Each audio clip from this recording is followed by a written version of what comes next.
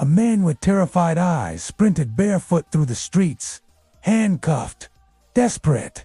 His name was Tracy Edwards. He had just escaped a nightmare, and what he was about to reveal would shock the world. When the police followed him to apartment 213 at the Oxford Apartments, they expected a misunderstanding, maybe a domestic dispute, nothing more. They were not prepared for what they'd find behind that door. Was a human head sitting on the bottom shelf, cleaned, preserved, staring back at them. As the officers stepped inside, the stench hit them first, shining flashlights into the dark corners. Obsessed with dead animals, his father once taught him how to bleach bones, something he'd never forget. A thick, sour odor of death and chemicals. They searched the small, cluttered apartment.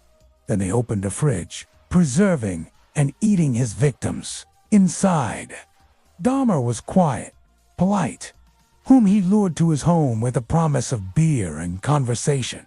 A bit strange, maybe, but never threatening. In the freezer were 2 more heads, a human heart, and bags of flesh. And that was just the beginning. He kept to himself, liked to drink, played his music loud at night. Malls and bus stations offered them money to pose for photos, sometimes sex, but served only 10 months, always with a calm, inviting smile. When they passed out, he'd strangle them. This is the story of Jeffrey Dahmer, the man who became known as the Milwaukee Cannibal. 2 neighbors. He was withdrawn. No one knew he was killing. He waited. No one knew he was cooking. Jeffrey Dahmer was born in 1960. His childhood wasn't outwardly violent, but darkness brewed beneath the surface. At 80, when asked why he did it, he simply said, Dahmer committed his first murder, a hitchhiker named Stephen Hicks. When Hicks tried to leave, Dahmer bludgeoned him with a dumbbell, dismembered his body, and dissolved the remains in acid, numbing his shame, his urges, his guilt. And then, nearly a decade passed before he killed again. But once he started, he couldn't stop.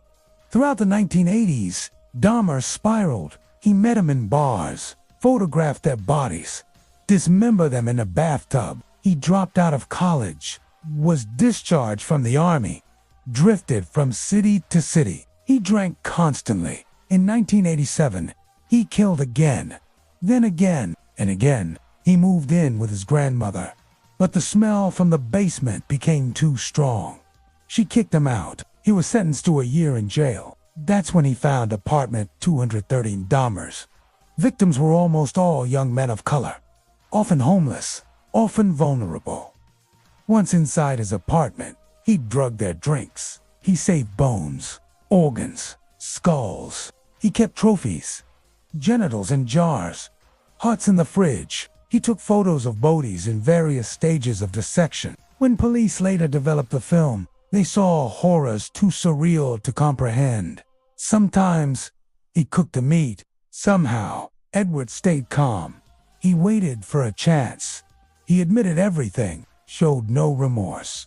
When Dahmer was distracted, he punched him in the face and ran. Later, he confessed to eating biceps, a heart, flesh fried with seasoning. He wanted them to become a part of him, to never leave him. In 1989, Dahmer was arrested for molesting a 13-year-old boy. While on probation, he killed again. His skull was crushed.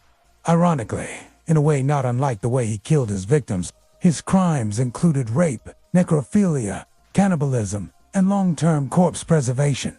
And again, he drilled holes in skulls, trying to create zombies by injecting acid into their brains. But no one had stopped him. Until Tracy Edwards, on that July night in 1991, Dahmer had handcuffed Edwards, held a knife to his chest, and told him he wanted to eat his heart. That escape led police back to apartment 213, and to one of the most gruesome discoveries in American history. In total, 17 men and boys had been murdered by Jeffrey Dahmer. At his trial, Dahmer shocked the world with his confessions. I was trying to find someone who wouldn't leave me. In 1992, he was sentenced to 957 years in prison. He lasted 2. On November 28th, he died as he had lived, in silence, surrounded by blood. Jeffrey Dahmer left behind no legacy, no manifesto, only questions. How did he go unnoticed for so long? How many times were the warning signs ignored? How many more would have died if Tracy hadn't run? His story became infamous. It inspired books, documentaries, films, but none of them captured the quiet terror of what he really was. A man who smiled at you in the hallway.